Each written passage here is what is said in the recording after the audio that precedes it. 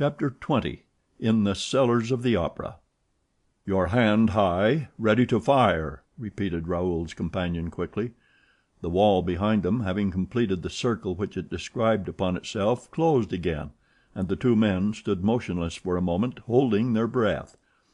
At last the Persian decided to make a movement, and Raoul heard him slip on his knees and feel for something in the dark with his groping hands.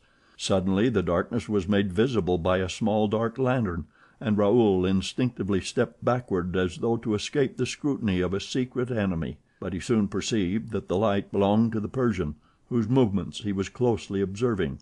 The little red disc was turned in every direction, and Raoul saw that the floor, the walls, and the ceiling were all formed of planking. It must have been the ordinary road taken by Eric to reach Christine's dressing room and impose upon her innocence, and Raoul, remembering the Persian's remark, thought that it had been mysteriously constructed by the ghost himself. Later he learned that Eric had found, all prepared for him, a secret passage, long known to himself alone, and contrived at the time of the Paris Commune to allow the jailers to convey their prisoners straight to the dungeons that had been constructed for them in the cellars, for the Federates had occupied the Opera House immediately after the 18th of March, and had made a starting place right at the top for their Montgolfier balloons, which carried their incendiary proclamations to the departments, and a state prison right at the bottom. The Persian went on his knees and put his lantern on the ground. He seemed to be working at the floor, and suddenly he turned off his light. Then Raoul heard a faint click and saw a very pale luminous square in the floor of the passage. It was as though a window had opened on the opera cellars, which were still lit. Raoul no longer saw the Persian, but he suddenly felt him by his side and heard him whisper, "Follow me, and do all that I do." Raoul turned to the luminous aperture. Then he saw the Persian, who was still on his knees, hang by his hands from the rim of the opening, with his pistol between his teeth, and slide into the cellar below. Curiously enough, the Viscount had absolute confidence in the Persian, though he knew nothing about him. His emotion when speaking of the monster struck him as sincere, and if the Persian had cherished any sinister designs against him, he would not have armed him with his own hands. Besides, Raoul must reach Christine at all costs. He therefore went on his knees also, and hung from the trap with both hands. "Let go," said a voice, and he dropped into the arms of the Persian, who told him to lie down flat, closed the trap door above him, and crouched down beside him. Raoul tried to ask a question, but the Persian's hand was on his mouth, and he heard a voice which he recognized as that of the commissary of police. Raoul and the Persian were completely hidden behind a wooden partition. Near them a small staircase led to a little room in which the commissary appeared to be walking up and down, asking questions. The faint light was just enough to enable Raoul to distinguish the shape of things around him, and he could not restrain a dull cry. There were 3 corpses there. The first lay on the narrow landing of the little staircase. The 2 others had rolled to the bottom of the staircase. Raoul could have touched one of the 2 poor wretches by passing his fingers through the partition. "Silence," whispered the Persian. He too had seen the bodies, and he gave one word in explanation: "He." The commissary's voice was now heard more distinctly. He was asking for information about the system of lighting which the stage manager supplied. The commissary therefore must be in the organ or its immediate neighborhood. Contrary to what one might think, especially in connection with an opera house, the organ is not a musical instrument. At that time electricity was employed only for a very few scenic effects and for the bells. The immense building and the stage itself were still lit by gas. Hydrogen was used to regulate and modify the lighting of a scene, and this was done by means of a special apparatus, which, because of the multiplicity of its pipes, was known as the organ. A box beside the prompter's box was reserved for the chief gas man, who from there gave his orders to his assistants and saw that they were executed. Mauclair stayed in this box during all the performances, but now Mauclair was not in his box and his assistants not in their places. "Mauclair! Mauclair!" the stage manager's voice echoed through the cellars, but Mauclair did not reply. I have said that a door opened on a little staircase that led to the second cellar. The commissary pushed it. but it resisted. "I say," he said to the stage manager, "I can't open this door. Is it always so difficult?" The stage manager forced it open with his shoulder. He saw that at the same time he was pushing a human body, and he could not keep back an exclamation, for he recognized the body at once. "Mauclair! Poor devil! He is dead!" But Mr. Commissary Mifroid, whom nothing surprised, was stooping over that big body. "No," he said, "he is dead drunk, which is not quite the same thing." "It's the first time, if so," said the stage manager. "Then someone has given him a narcotic. That is quite possible."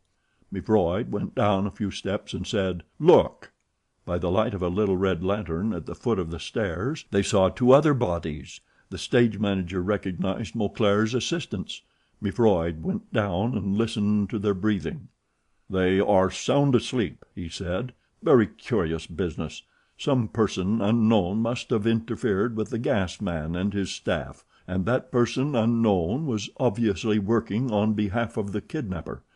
But what a funny idea to kidnap a performer on the stage. Send for the doctor of the theater, please."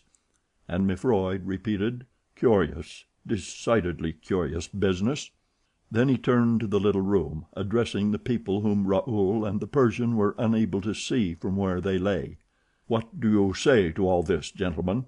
You are the only ones who have not given your views, and yet you must have an opinion of some sort." Thereupon Raoul and the Persian saw the startled faces of the joint managers appear above the landing, and they heard Moncharmin's excited voice. "There are things happening here, Mr. Commissary, which we are unable to explain," and the two faces disappeared. "Thank you for the information, gentlemen," said Mifroid, with a jeer. But the stage manager, holding his chin in the hollow of his right hand, which is the attitude of profound thought, said: "It is not the first time that Mauclair has fallen asleep in the theater. I remember finding him one evening snoring in his little recess, with his snuff box beside him." "Is that long ago?" asked Monsieur Mifroid, carefully wiping his eyeglasses. "No, not so very long ago. Wait a bit. It was the night—of course, yes, it was the night when Carlotta, you know, Mr. Commissary, gave her famous koak." "Really? The night when Carlotta gave her famous koak?" And Monsieur Mifroid, replacing his gleaming glasses on his nose, fixed the stage manager with a contemplative stare. "So Mauclair takes snuff, does he?" he asked carelessly. "Yes, Mr. Commissary. Look, there is his snuff box on that little shelf. Oh, he's a great snuff taker." "So am I," said Mifroid, and put the snuff box in his pocket. Raoul and the Persian, themselves unobserved, watched the removal of the three bodies by a number of scene shifters, who were followed by the commissary and all the people with him. Their steps were heard for a few minutes on the stage above. When they were alone, the Persian made a sign to Raoul to stand up. Raoul did so, but as he did not lift his hand in front of his eyes, ready to fire, the Persian told him to resume that attitude and to continue it whatever happened. "But it tires the hand unnecessarily," whispered Raoul. "If I do fire I shan't be sure of my aim." "Then shift your pistol to the other hand," said the Persian. "I can't shoot with my left hand." Thereupon the Persian made this queer reply, which was certainly not calculated to throw light into the young man's flurried brain.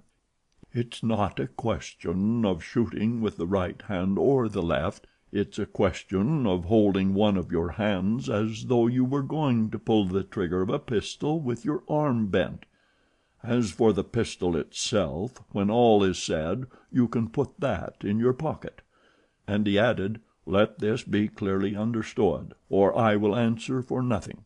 It is a matter of life and death. And now silence, and follow me." The cellars of the opera are enormous, and they are 5 in number. Raoul followed the Persian and wondered what he would have done without his companion in that extraordinary labyrinth. They went down to the 3rd cellar, and their progress was still lit by some distant lamp. The lower they went, the more precautions the Persian seemed to take. He kept on turning to Raoul to see if he was holding his arm properly, showing him how he himself carried his hand, as if always ready to fire, though the pistol was in his pocket. Suddenly a loud voice made them stop. Someone above them shouted: "All the door shutters on the stage! The commissary of police wants them." Steps were heard and shadows glided through the darkness. The Persian drew Raoul behind a set piece. They saw passing before them and above them old men bent by age and the past burden of opera scenery. Some could hardly drag themselves along. Others, from habit, with stooping bodies and outstretched hands, looked for doors to shut. They were the door shutters, the old, worn out scene shifters, on whom a charitable management had taken pity, giving them the job of shutting doors above and below the stage. They went about incessantly from top to bottom of the building, shutting the doors, and they were also called the draft expellers, at least at that time, for I have little doubt that by now they are all dead. Drafts are very bad for the voice, wherever they may come from. The two men might have stumbled over them, waking them up and provoking a request for explanations. For the moment Monsieur Mifroid's inquiry saved them from any such unpleasant encounters. The Persian and Raoul welcomed this incident, which relieved them of inconvenient witnesses, for some of those door shutters, having nothing else to do or nowhere to lay their heads, stayed at the opera from idleness or necessity, and spent the night there. But they were not left to enjoy their solitude for long. Other shades now came down by the same way by which the door shutters had gone up. Each of these shades carried a little lantern and moved it about, above, below, and all around, as though looking for something or somebody. "Hang it," muttered the Persian, "I don't know what they are looking for, but they might easily find us. Let us get away quick. Your hand up, sir, ready to fire. Bend your arm. More. That's it. Hand at the level of your eye, as though you were fighting a duel, and waiting for the word to fire. Oh, leave your pistol in your pocket. Quick, come along downstairs. Level of your eye. Question of life or death. Here, this way, these stairs." They reached the fifth cellar. Oh, what a duel, sir, what a duel! Once in the fifth cellar, the Persian drew breath. He seemed to enjoy a rather greater sense of security than he had displayed when they both stopped in the third, but he never altered the attitude of his hand. And Raoul, remembering the Persian's observation, "I know these pistols can be relied upon," was more and more astonished, wondering why anyone should be so gratified at being able to rely upon a pistol which he did not intend to use. But the Persian left him no time for reflection. Telling Raoul to stay where he was, he ran up a few steps of the staircase which they had just left, and then returned. "How stupid of us," he whispered. "We shall soon have seen the end of those men with their lanterns. It is the firemen going their rounds." The two men waited 5 minutes longer. Then the Persian took Raoul up the stairs again, but suddenly he stopped him with a gesture. Something moved in the darkness before them. "Flat on your stomach," whispered the Persian. The two men lay flat on the floor. They were only just in time. A shade, this time carrying no light, just a shade in the shade, passed. It passed close to them, near enough to touch them. They felt the warmth of its cloak upon them, for they could distinguish the shade sufficiently to see that it wore a cloak which shrouded it from head to foot. On its head it had a soft felt hat. It moved away, drawing its feet against the walls and sometimes giving a kick into a corner. "Whew!" said the Persian. "We've had a narrow escape. That shade knows me and has twice taken me to the manager's office." "Is it some one belonging to the theater police?" asked Raoul.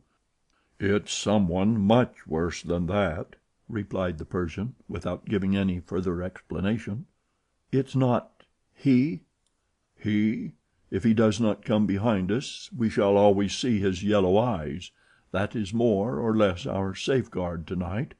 But he may come from behind, stealing up, and we are dead men if we do not keep our hands as though about to fire at the level of our eyes, in front." The Persian had hardly finished speaking when a fantastic face came in sight, a whole fiery face, not only two yellow eyes. Yes, a head of fire came toward them, at a man's height, but with no body attached to it. The face shed fire, looked in the darkness like a flame shaped as a man's face. "Oh," said the Persian between his teeth, "I have never seen this before. Pampan was not mad after all. He had seen it. What can that flame be? It is not he, but he must have sent it. Take care, take care. Your hand at the level of your eyes, in heaven's name, at the level of your eyes. Know most of his tricks, but not this one. Come, let us run. It is safer. Hand at the level of your eyes." And they fled down the long passage that opened before them. After a few seconds that seemed to them like long minutes, they stopped. "He doesn't often come this way," said the Persian. "This side has nothing to do with him.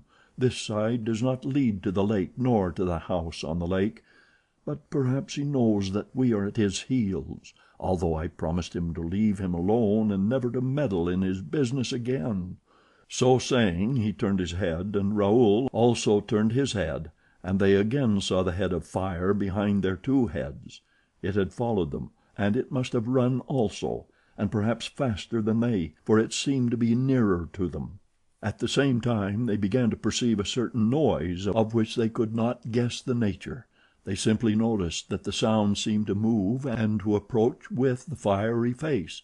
It was a noise as though thousands of nails had been scraped against a blackboard, the perfectly unendurable noise that is sometimes made by a little stone inside the chalk that grates on the blackboard.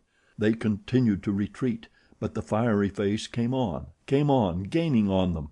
They could see its features clearly now. The eyes were round and staring, the nose a little crooked, and the mouth large with a hanging lower lip, very like the eyes, nose, and lip of the moon when the moon is quite red, bright red. How did that red moon manage to glide through the darkness, at a man's height, with nothing to support it, at least apparently, and how did it go so fast, so straight ahead, with such staring eyes, and what was that scratching, scraping, grating sound which it brought with it? The Persian and Raoul could retreat no farther, and flattened themselves against the wall, not knowing what was going to happen because of that incomprehensible head of fire, and especially now because of the more intense, swarming, living, numerous sound, for the sound was certainly made up of hundreds of little sounds that moved in the darkness under the fiery face. And the fiery face came on, with its noise, came level with them, and the two companions, flat against their wall, felt their hair stand on end with horror, for they now knew what the thousand noises meant. They came in a troop, hustled along in the shadow by innumerable little hurried waves, swifter than the waves that rush over the sands at high tide, little night waves foaming under the moon, under the fiery head that was like a moon, and the little waves passed between their legs, climbing up their legs irresistibly, and Raoul and the Persian could no longer restrain their cries of horror, dismay, and pain. Nor could they continue to hold their hands at the level of their eyes. Their hands went down to their legs to push back the waves, which were full of little legs and nails and claws and teeth. Yes, Raoul and the Persian were ready to faint, like Pampan the fireman, but the head of fire turned round in answer to their cries and spoke to them. "Don't move, don't move. Whatever you do, don't come after me. I am the rat catcher. Let me pass with my rat." And the head of fire disappeared, vanished in the darkness, while the passage in front of it lit up as the result of the change which the rat catcher had made in his dark lantern. Before, so as not to scare the rats in front of him, he had turned his dark lantern on himself, lighting up his own head. Now, to hasten their flight, he lit the dark space in front of him, and he jumped along, dragging with him the waves of scratching rats, all the thousand sounds. Raoul and the Persian breathed again, though still trembling. "I ought to have remembered that Eric talked to me about the rat catcher," said the Persian, "but he never told me that he looked like that. And it's funny that I should never have met him before." Of course, Eric never comes to this part." "Are we very far from the lake, sir?" asked Raoul. "When shall we get there? Take me to the lake. Oh, take me to the lake. When we are at the lake we will call out. Christine will hear us, and he will hear us too, and as you know we shall talk to him." "Baby," said the Persian, "we shall never enter the house on the lake, by the lake. I myself have never landed on the other bank, the bank on which the house stands. You have to cross the lake first, and it is well guarded. I fear that more than one of those men, old scene shifters, old door shutters who have never been seen again, were simply tempted to cross the lake. It is terrible. I myself would have been nearly killed there, if the monster had not recognized me in time. One piece of advice, sir: never go near the lake. And, above all, shut your ears if you hear the voice singing under the water, the siren's voice." "But then what are we here for?" asked Raoul in a transport of fever, impatience, and rage. "If you can do nothing for Christine, at least let me die for her." The Persian tried to calm the young man. "We have only one means of saving Christine Daae, believe me, which is to enter the house unperceived by the monster." "And is there any hope of that, sir?" "Ah, if I had not that hope I would not have come to fetch you." "And how can one enter the house on the lake without crossing the lake?" "From the third cellar from which we were so unluckily driven away. We will go back there now. I will tell you," said the Persian with a sudden change in his voice. "I will tell you the exact place, sir. It is between a set piece and a discarded scene from Roy de Lahore, exactly at the spot where Joseph Buquet died. Come, sir, take courage and follow me, and hold your hand at the level of your eyes." "But where are we?" The Persian lit his lamp again and flung its rays down two enormous corridors that crossed each other at right angles. "We must be," he said, "in the part used more particularly for the waterworks. I see no fire coming from the furnaces." He went in front of Raoul, seeking his road, stopping abruptly when he was afraid of meeting some waterman.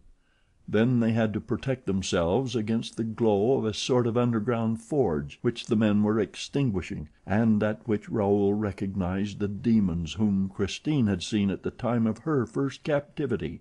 In this way they gradually arrived beneath the huge cellars below the stage. They must at this time have been at the very bottom of the tub, and at an extremely great depth, when we remember that the earth was dug out at 50 feet below the water that lay under the whole of that part of Paris. The Persian touched a partition wall and said, "If I am not mistaken, this is a wall that might easily belong to the house on the lake."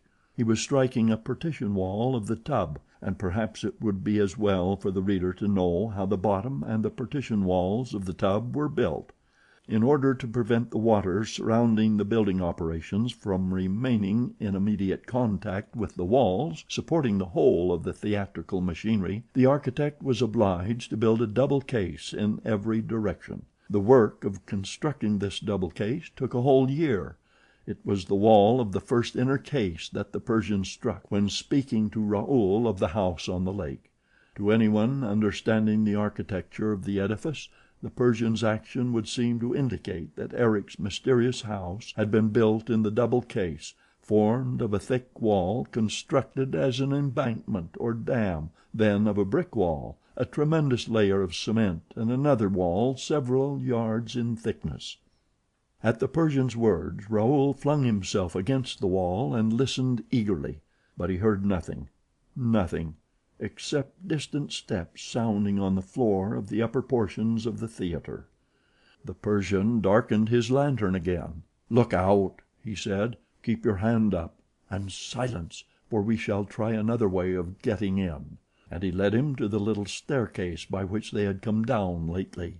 They went up, stopping at each step, peering into the darkness and the silence, till they came to the third cellar.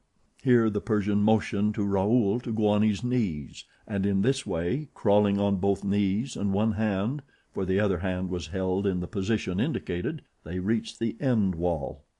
Against this wall stood a large discarded scene from the Roi de Lahore. Close to this scene was a set piece. Between the scene and the set piece there was just room for a body which one day was found hanging there, the body of Joseph Buquet.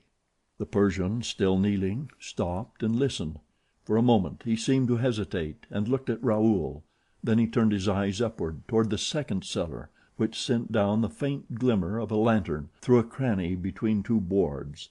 This glimmer seemed to trouble the Persian. At last he tossed his head and made up his mind to act. He slipped between the set piece and the scene from the Roi de Lahore, with Raoul close upon his heels. With his free hand the Persian felt the wall. Raoul saw him bear heavily upon the wall, just as he had pressed against the wall in Christine's dressing room. Then a stone gave way, leaving a hole in the wall. This time the Persian took his pistol from his pocket and made a sign to Raoul to do as he did. He cocked the pistol, and resolutely, still on his knees, he wiggled through the hole in the wall. Raoul, who had wished to pass first, had to be content to follow him. The hole was very narrow. The Persian stopped almost at once. Raoul heard him feeling the stones around him. Then the Persian took out his dark lantern again, stooped forward, examined something beneath him, and immediately extinguished his lantern. Raoul heard him say in a whisper, "We shall have to drop a few yards without making a noise. Take off your boots." The Persian handed his own shoes to Raoul. "Put them outside the wall," he said. "We shall find them there when we leave." He crawled a little farther on his knees, then turned right round and said, "I am going to hang by my hands from the edge of the stone and let myself drop into his house. You must do exactly the same. Do not be afraid. I will catch you in my arms." Raoul soon heard a dull sound, evidently produced by the fall of the Persian, and then dropped down. He felt himself clasped in the Persian's arms. "Hush!" said the Persian, and they stood motionless, listening. The darkness was thick around them, the silence heavy and terrible. Then the Persian began to make play with the dark lantern again, turning the rays over their heads, looking for the hole through which they had come, and failing to find it, said, "Oh, the stone has closed of itself." And the light of the lantern swept down the wall and over the floor. The Persian stooped and picked up something, a sort of cord, which he examined for a second and flung away with horror. "The Punjab lasso," he muttered. "What is it?" asked Raoul. The Persian shivered. "It might very well be the rope by which the man was hanged, and which was looked for so long." And suddenly seized with fresh anxiety, he moved the little red disc of his lantern over the walls. In this way he lit up a curious thing, the trunk of a tree which seemed still quite alive with its leaves, and the branches of that tree ran right up the walls and disappeared in the ceiling. Because of the smallness of the luminous disc it was difficult at first to make out the appearance of things. They saw a corner of a branch, and a leaf, and another leaf, and next to it nothing at all, nothing but the ray of light that seemed to reflect itself. Raoul passed his hand over that nothing, over that reflection. "Hello!" he said. "The wall is a looking-glass." "Yes, a looking-glass," said the Persian in a tone of deep emotion, and passing the hand that held the pistol over his moist forehead, he added, "We have dropped into the torture chamber." What the Persian knew of this torture chamber, and what there befell him and his companion, shall be told in his own words, as set down in a manuscript which he left behind him, and which I copy verbatim. Chapter 21.